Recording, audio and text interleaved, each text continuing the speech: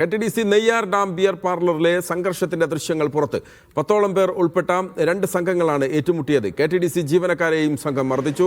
ആക്രമണത്തിൽ പോലീസ് കേസെടുത്തിരുന്നു. Sijo B John ചേരുകയാണ് വിവരങ്ങളുമായി.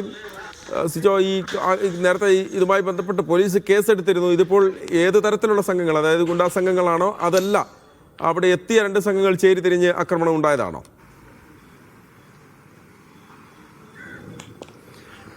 മദ്യപിക്കാനെത്തിയ സംഘം വാക്കുതർക്കം ഉണ്ടാകുകയും പിന്നീട് അവർ തമ്മിൽ വാക്കേറ്റമുണ്ടാകും, പിന്നീട് ഏറ്റുമുട്ടുന്ന സാഹചര്യമാണ് ഉണ്ടായിരുന്നത്. 3-ാം തീയതി നടന്ന ഒരു സംഭവമാണ്. അതിൻ്റെ ദൃശ്യങ്ങളാണ് ഇപ്പോൾ പുറത്തു വന്നിരിക്കുന്നത്. ഇതിൽ പരിക്കേറ്റിട്ടുണ്ട് ഈ സംഘങ്ങൾക്ക്. ഇവർ ഏറ്റുമുട്ടിയതിനു ശേഷം ഇത് തടയാനെത്തിയിട്ടുള്ള ജീവനക്കാരെയും മർദ്ദിക്കുന്ന സാഹചര്യം ഉണ്ടായിട്ടുണ്ട്.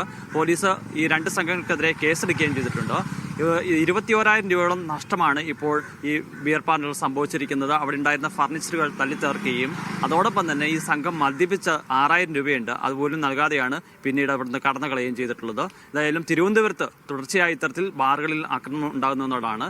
വിഴിഞ്ഞത്ത് ഏതാനും ആഴ്ചകൾക്ക് മുമ്പാണ് മദ്യപിച്ചിറങ്ങിയ സംഘം തമ്മിൽ ഏറ്റുമുട്ടുകയും അതിൽ ഒരാളെ മർദ്ദിച്ച് കൊലപ്പെടുത്തുകയും ചെയ്തിട്ടുള്ളത്. അതിന് പിന്നാലെയാണ് ഇത്തരത്തിൽ KTDCയുടെ ഒരു ബിയർ പാർലറിൽ ആക്രമണം ഉണ്ടായിരിക്കുന്നത്. ശരി, മദ്യപിക്കാനെത്തിയ ആളുകൾ സംഘം തിരിഞ്ഞ് പരസ്പരം സംഘർഷമുണ്ടാവുകയായിരുന്നു എന്നാണ് സിജോ റിപ്പോർട്ട് ചെയ്യുന്നത്.